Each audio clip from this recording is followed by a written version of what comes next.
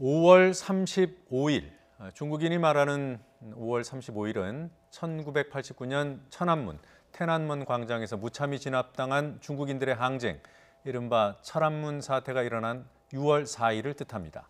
6월 4일을 굳이 5월 35일이라고 하는 데서天安문 항쟁을 언급하는 것조차 금기시되는 중국의 정치 상황을 짐작할 수 있습니다. 강력한 통제국가 중국이 홍콩 문제로 곤혹스러운 상황입니다. 늘 그랬듯 힘으로 제압하고 있지만 홍콩 문제는 미래 세계 제1국가 지위를 놓고 경쟁 중인 미국을 자극해 예상치 못한 상황을 빚어낼 가능성도 배제할 수 없습니다. 알수록 볼수록 더 넓은 세계, 오늘은 중국 얘기를 해보겠습니다. 박원곤 한동대 국제지역학 교수 자리하셨습니다. 안녕하십니까? 네, 안녕하세요. 어서 오십시오. 중국 다 아는 나라 같은데요. 웬만큼은 다 알죠. 그래서 좀 특징적인 부분 좀 짚어주세요. 다 아실 것 같습니다. 일단 인구가 전 세계에 지금 몇 퍼센트가요? 15억, 14억이 지금 넘고 있는 그런 상황이고요. 네. 그리고 GDP 같은 경우에는 국민 총생산이죠. 미국의 3분의 2 수준, 그러니까 아주 공고한 미국 세계 2위의 지금 지위를 갖고 있고요. 네. 또 1인당 GDP는 9,700달러. 중국 하면 제일 우리가 하는 것이 1978년에 개혁 개방을 시작하지 않았습니까? 네. 무려 30년 동안 두 자리 숫자의 경제 성장을 이룬 이 역사상 민족 국가가 생긴 이후에 전무후무한 그런 상태고요. 워낙 인구가 많기 때문에 세계 통계에 왜곡 현상이 발생을 한다라는 얘기가 나옵니다. 예를 들어서 2015년에 끝난 그 전 세계 개발 계획 유엔이 만든 게 있지 않습니까? 그게 첫 번째 목표가 절대 빈곤의 탈출인데 원래 목표 연도보다 5년이나 빨리 그것을 성취했습니다. 그 이유는 중국이 경제 성장을 해서 중국 인구 중에 상당수가 절대 빈곤에서 벗어났기 때문에 나머지 다른 지역들은 여전히 변함이 없는데 그 정도로 글쎄요 어떻게 보면 막강한 영향을 미치는 그런 국가라고 볼 수 있죠. 예, 조금 전에 도표에서도 봤습니다만 1인당 GDP는 세계 59위, 여전히 전체적인 부의 수준은 낮아요. 예. 국가 GDP는 높아도. 그렇지만 웬만한 나라 전체 인구를 넘어서는 부자들이 있는 나라이기도 하지 않습니까? 그렇습니다. 14억 인구니까 그중에 1%만 계산을 하더라도 1,400만 명. 그들은 이미 거의 100만 정자 이상이다라고 알려져 있죠. 네. 중국에는 국가 주석이 있잖아요. 국가 주석 어떻게 뽑습니까? 사실 공산당 일당 체제이기 때문에 국가 주석이라는 그런 지위가 있습니다만 공산당이 사실상 좌지우지한다 하고 보시면 될 거고요. 네. 전국 인민 대표 대회 이미 전인대라는 것이 있습니다. 네. 거기서 이제 국가 주석을 선출하죠. 지금 시진핑 주석 같은 경우에도 13년에 됐고 17년에 됐고 지금 두 번째 임기를 시작을 하고 있는데 근데 전인대라는 게 실질적으로 선거로 되지는 않고 대부분 공산당이 추천한 후보들이 되고요. 물론 가장 그 낮은 수준에서 그 촌이나 진 같은 데서는 일부 이제 선거가 이뤄지긴 하는데 대부분은 선거는 공산당의 통제하에 있다 보시면 되고요. 얼마 전까지만 해도 기명 투표를 했는데 지금 이제 무기명 투표를 하고 있고 후보들 자체도 다 공산당이 추천한 후보가 되고 있다. 그리고 하나 재밌는 게 지금 중국에 8개의 당이 있긴 있습니다. 공산당 외에도. 근데 그 당이 원래는 우리 민주주의 사회에서는 정권 획득, 정권을 바꾸는 게 목표지 않습니까? 근데 그 8개 당은 아예 그런 목표가 없고요. 그리고 유세를 할 수 있는 상황도 아니라서 그냥 명목상의 당이다. 그렇게 보시면 됩니다. 전임 국가주석이 사망해야 새로운 국가주석을 뽑습니까? 아니 그렇지는 않습니다. 그건 아니고요. 예. 그전에는 잘 아시겠지만 그렇게 좀 약간 오해가 될 수 있는 게 모태통, 마오쩌둥이나 등소평. 근데 등소평은 주석이 아니었습니다. 그럼에도 중국을 통치했던 최고 지도자죠. 마오쩌둥 같은 경우에 사망 전까지 이제 그런 위치를 했었고, 근데 지금 같은 시스템이 등장한 건 94년에 장점인 주석 때부터 시작이 됐고, 그때부터 중국이 조금 보통 국가의 모습으로 나갔죠. 그래서 장점인 주석이 10년을 했고 그다음에 후진타오 주석이 10년을 했고 그다음에 시진핑 주석이 이어받는 그런 형태로 지금 나가고 있습니다. 예, 장점인 주석 모습이 조금 전에 나왔습니다만 아직도 생존해 있습니다. 있습니다. 90세가 넘었고요. 네.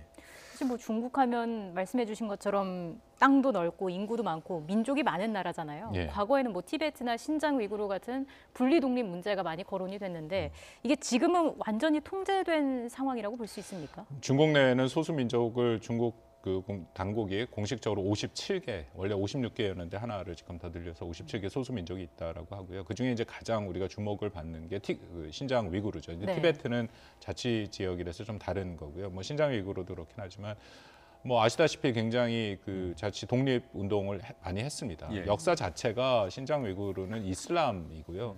외모 자체도 상당히 아랍이고 나름대로 굉장히 그 자신들의 정체성을 강력하게 정체성을 잘 유지해 왔던 그런 민족이거든요. 네. 그래서 중국으로부터 분리하려고 했는데 아시다시피 강력하게 탄압을 했죠. 그래서 지금도 사실 신장 위구르에 무슨 일이 일어난지 세계가 모릅니다. 중국 당국이 딱 통제를 하고 있어서 해외 언론이 못 들어가게 지금 다 막아놔 있거든요. 그래서 예를 들어서 작년 같은 경우에 유엔에서 8월 달에 보고가 됐는데 100만 명이 이렇게 수용돼 있다, 감금돼 있다, 뭐 그런 얘기를 유엔에서 발표를 한 적이 있어요. 물론 네. 중국 당국은 전혀 사실이 아니다라고 얘기를 했습니다만 그만큼 신장 위구르에 대해서는 강력한 통제를 지금 하고 있다라고 보시면 된다. 그렇기 때문에 이제 일종의 테러의 방법을 활용을 해서 신장 위구르의 민족들이 중국 정부한테 항의하는 그런 일들이 발생하고 있죠. 네, 뭐 티베트도 2008년까지는 뭐 대규모 그 시위가 일어나고 했습니다만 그 이후로는 뭐 특별한 독립운동이 없는 없습니다. 모양이에요. 중국 당국이 아주 강력한 통제를 하고 있고요. 예. 이미 조금 알려졌습니다만 그 굉장히 발달된 그 기술들을 활용해서 그 다신원 파악을 사전에 하는 형태로 지금 통제 체제가 점점 강화되고 있죠. 그래요. 그래서 사전에 이런 혹시 불안전 요소가 있으면 적발을 해서 막는 그런 형태로 지금 중국 당국이 가고 있습니다. 그럼 지금은 홍콩 말고는 불안 요소가 없는 상황이라고 봐도 되나요? 뭐 그럴 수는 있는데 이게 뭐 저희가 장담은 못하죠. 지금 아무리 강력하게 통제를 하더라도 중국 내부의 모순은 분명히 있지 않습니까? 네. 일단 공산당의 일당 독재 체제라는 것 자체에 국민들의 반발이 없을 수는 없고요. 네. 근데 지금 그럼에도 이게 계속 유지가 되는 것은 여전히 중국이 빠른 경제 성장을 하니까 네. 대부분의 중국 사람들은 기회의 창이 좀 열려 있는 거죠. 경제 분야 쪽으로 나가면 자기가 성공할 수 있다. 근데 문제는 중국도 지금 경제 성장이 좀 주춤하고 있습니다. 네. 물론 뭐 6%의 성장률을 보이기는 하지만 그래서 우리 이제 많은 사람들이 예측하기를 중국이 만약에 성장률이 정체되면 그 다음엔 불안정 요인이 생길 수 있다. 네. 왜냐하면 국민들 입장에서는 더 이상 경제적인 출구가 없어지니까 이것은 정부의 책임이다 하고 책임을 물을 수 있고요. 또 하나는 중국도 지금 빈부 격차가 굉장히 심합니다. 네. 예를 들어 대표적인 도시에 가보시면 특히 상해 같은 데에 가보시면 엄청나게 큰 빈부 격차를 이제 쉽게 볼 수 있거든요. 그또 부패의 문제가 있고 그래서 시진핑 주석 같은 경우에는 부패와의 전쟁을 선포하는 그런 상황이고 그리고 또 하나는 지금 중국 정부가 민족주의를 활용하고 있죠. 예. 우리 사드 때 보복도 사실 민족주의를 활용을 했고 일본과의 관계도 민족주의를 활용하는데 민족주의라는 것은 늘 다시 돌아올 수 있는 부메랑 같은 거죠. 그래서 정부가 활용을 해서 어떤 그 대외 정책에서는 활용이 가능하지만 그것이 조금 더 이제 심화가 되고 그러면 통제될 수 없으면 그것이 다시 체제에 대한 비판으로 돌아올 수 있거든요. 네. 그러니까 여러 면에서 지금 그러기 때문에 홍콩 문제에 대해서 중국이 이렇게 강력히 대처를 하고 있다. 그렇게 보시면 될 것 같습니다. 그럼 예. 지금 그 시위대가 완전히 제압당했다고도 볼 수 있는 겁니까? 현재로서는 지금 홍콩 이공대 한 60명 어제부로 그 정도 남아 있다 하니까 거의 지금 진압이 됐다라고 볼 수 있는 상황인 것 같습니다. 지금 뭐 의문사도 사례가 많이 발생을 했고 예. 뭐 사법 처리 규모가 뭐 어마어마하더군요. 네, 그렇습니다. 4,500명 정도 지금 체포 구금된 상태라고 예. 얘기를 하고 있고 의문사도 그러니까 지난 10월이죠. 10월 달에 15세 소녀가 사망한 것을 발견됐는데 아직 정확한 사인을 모르고 있고 그리고 이번 달 들어서도 30세 남자가 이제 검은색이 보통 그 데모하는 사람들이 입는 색이지 않습니까? 주검으로 발견이 됐습니다. 네. 그거 외에도 뭐 아직은 지금 외부에 정확히 확인이 안 되는데 적지 않은 사례가 있다라고는 지금 알려지고는 있죠. 그게 2014년 때 우산혁명이 제압되던 때와 비교를 하면은 규모가 어느 정도 차이가 나나요? 많이 차이가 나고요. 우산혁명과 지금의 이와의 가장 큰 차이는 우산혁명은 폭력 시위가 아니었습니다. 네. 지금은 이제 폭력으로 번질이 됐긴 했는데 그 당시 그래서 우산으로 최루탄을 막는다 해서 우산 시위가 네. 됐고요. 참여하는 인원도 우산 시위 같은 경우에 10만 명. 근데 지금은 이 시위에서는 뭐 100만 명 단위가 넘었을 때도 종종 있고 그리고 그 당시에 이제 결국 79일 만에 시위가 모두 진압이 됐죠. 네. 지금은 네. 뭐 벌써 석 달 넘게 가고 있으니까 그거는 좀 차이가 많이 있다라고 보입니다. 네, 앞서 말씀해주신 뭐 티베트나 그 신장 위구르 같은 경우는 이제 분리 독립을 요구하는 거고 홍콩은 뭐 송환법에서 출발을 했습니다만은 본질은 민주화 요구 시위잖아요. 예. 그런 면에서 보면은 과거 테난먼 그런 항쟁 천안문 사태 이쪽하고 궤가 비슷한 건가요? 그렇습니다. 그래서 중국 정부가 많이 긴장을 하고 있다라고 생각이 되고요. 처음에는 형사법 그것 때문에 시작이 됐지만 점차적으로 지금 시위대가 요구하는 것은 행정장관을 비롯해서 직선제, 결국 네. 민주주의를 하고자 하는 그런 욕구를 분명히 나타내고 있고요. 네. 또 하나는 중국 당국 입장에서 이 고민이 되는 게 이른바 일국 양제라는 것을 허용하면서 홍콩을 다시 반환받은 거 아닙니까? 네. 97년 일국 양제라는 것은 하나의 국가의 두 체제를 인정하겠다. 네. 우리가 방금 말씀을 나눈 것처럼 중국은 뭐 일당 체제입니다. 독재 체제죠. 그건 뭐 확실한 거고요. 그런데 홍콩은 외교와 국방은 중국이 담당을 하되 입법, 사법, 행정은 고도의 자치권을 인정한다. 최소한 50년은. 네. 그것이 반환의 조건이었거든요. 영국이랑 합의한 거. 근데 지금 사실상 그 중국이 반환한 후에 진행되는 모습들을 보면 입법에도 대부분 친중파로 돼버렸고 네. 네. 행정은 캐리람 행정 수반이 완전히 친중파고요. 그래서 사법부만 지금 그래도 약간의 독립성을 유지하고 있는 그런 상황이거든요. 그러니까 홍콩에 있는 홍콩 사람들의 입장에서는 중국이 지금 약속을 안 지키고 있다. 예. 근데 이것이 복잡한 문제가 일국 양제를 내세워서 사실 중국의 최종적인 목표는 대만과의 일종의 통일 아닙니까? 근데 지금 상황들이 보면 대만에서 중국을 어떻게 믿고 네. 그 일국 양제의 약속을 믿을 수 있느냐 이제 그런 얘기들이 많이 나와 있죠. 그 중국에서 평화 시위 요구가 수용이 된 적은 있습니까? 글쎄 뭐 제 기억에는 없고요. 시위가 있긴 있습니다. 근데 대부분 정부가 사주하거나 일종의 관제 데모 형태죠. 네. 아까 말씀드린 그런 민족주의를 활용을 해서 사드 사태 때 많이 보셨을 거고요. 네. 그 외에도 이제 일본이랑 센카쿠, 다이오다오 그럴 때 많이 이제 시위대가 등장을 하는데 대부분 정부의 통제하에 있다 보시면 됩니다. 네. 그天安문 항쟁 이후로 벌써 30년이잖아요. 네. 홍콩도 이번에 제압을 당하면 이후로 다시 이런 민주화 요구가 나오기 어려워지는 건가요? 홍콩은 지금 일단 상황을 좀 봐야겠습니다. 예. 근데 지금은 시위가 뭐 제압을 당할 가능성이 매우 높고요. 근데 네. 그럼에도 아주 기초적인 문제들이 전혀 해결이 안 된 거고 그리고 네. 홍콩은 중국이랑 달라서 어쨌든 자치를 지금 누리고 있고 또 오랜 그 민주주의의 역사를 갖고 있지 않습니까? 물론 네. 홍콩의 영국의 식민지긴 하긴 하지만 전반적으로 굉장히 자유로운 분위기죠.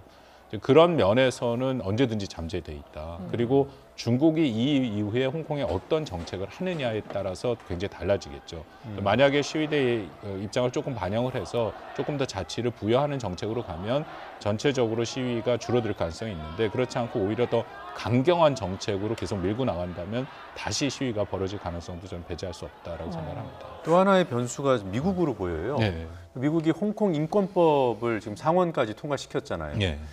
이런 흐름들이 이제 중국을 자극할 거고, 그래서 미중 갈등이 일어나면 홍콩 사태도 또 뭐 예상치 못한 쪽으로 갈 가능성이 있는 거 아닙니까? 뭐 홍콩의 시위대는 상당히 고무된 것은 사실이고요. 그리고 미국이 지금 거의 유일하게 이 홍콩 문제에 대해서 인권 문제 차원에서 목소리를 내죠. 특히 미의회. 네. 근데 미의회는 늘 이 인권 문제에 대해서 이런 식으로 목소리를 내왔던 그 기관 아닙니까? 그래서 이번에도 그렇게 가고 있고 또 홍콩 인권법이다라는 내용을 보면 상당히 중국의 입장에서 부담되는 내용들이 적지 않게 있거든요. 네. 홍콩은 특구이기 때문에 관세를 면제받고 비자를 면제받게 돼 있고 중국이 그것을 활용해서 이 아시아의 금융과 경제 허브로 홍콩을 활용하는 그런 모습이 있지 않습니까? 그럼에도 지금 인권법에 보면은 홍콩의 자치권이 어느 수준에 가느냐에 따라서 지금 미국이 제공하던 그런 혜택들을 없앨 수도 있다라는 조건이 걸려 있다는 거죠. 그러면 중국의 입장에서는 매우 곤혹스러울 수밖에 없고 더불어서 전반적으로 중국의 인권 문제를 제기하는 형태가 되는 거죠. 네. 늘 중국 이거는 대부분 권위주의 체제에서 동시에 나타나는 현상인데 그들 국가의 가장 아픈 점은 인권 문제입니다. 그래서 미국이 중국에 대해서 인권 문제를 제기할 때보다 중국은 강력하게 반발하죠. 중국에 대한 압박이 될 수 있다 이런 건데 네. 중국의 반응이 나온 게 있습니까? 예, 중국 강력하게 반발을 하고 있고요. 지금 전 매체를 통해서 광시ang 대변인도 나옵니다만 저렇게 강력하게 지금 얘기를 하고 있죠. 이건 말씀드린 것처럼 홍콩 문제뿐만 아니라 인권 문제를 제기한다는 것은 중국의 일당 체제에 대한 미국의 문제 제기로 이어질 가능성이 매우 높거든요. 네. 네. 그렇기 때문에 지금 중국의 입장에서는 강력히 반발하고 있다라고 판단이 됩니다. 네, 광시ang 대변인이 한 말이기도 합니다만 벼랑 끝에서 말고삐를 잡아라. 이게 뭔가 의미가 있는 용어 그 표현이죠. 예. 그 이제 그만해라. 마지막 경고를 할 때 쓰는 외교적인 표현이라고. 뭐 아주 하는데. 강력한 표현이라고 생각이 되는 게 네. 말고삐를 안 잡으면 벼랑 끝으로 넘어간다는 거 아닙니까? 네. 그렇다면 미중 간의 관계가 벼랑 끝으로 넘어갈 수 있다 정도의 그런 경고니까 네. 제가 말씀드린 것처럼 미중 간의 갈등이 지금 상당히 오랜 뭐 지속이 되고 있습니다만 인권에 관련된 문제 또 홍콩의 자체의 문제 특히 중국이 가장 그 민감하게 생각하는 건 대만 문제죠. 네. 거기까지 넘어간다면 미중 간은 거의 정말 돌이킬 수 없는 벼랑 끝으로 넘어가는 형태가 될 가능성이 있다고 봅니다. 이제 미국 의회가 준비하고 있다는 그런 중국 때리기 법안들. 그 중에는 또 뭐 신장 위구르 인권법도 있나요? 뭐 그걸 포함해서 지금 150개 정도 준비를 하고 있다는데 다양한 특히 뭐 사이버에 대한 중국의 지적 재산권의 문제. 네. 근데 과연 미국이 얼마만큼 이 전선을 확대할까? 저는 확대할 가능성이 충분히 있다고 봅니다. 지금 미국이 예, 전선을 확대한다. 미국과 중국 간의 갈등은 이게 단순하게 단기간에 끝날 갈등이라고 생각지는 않고요.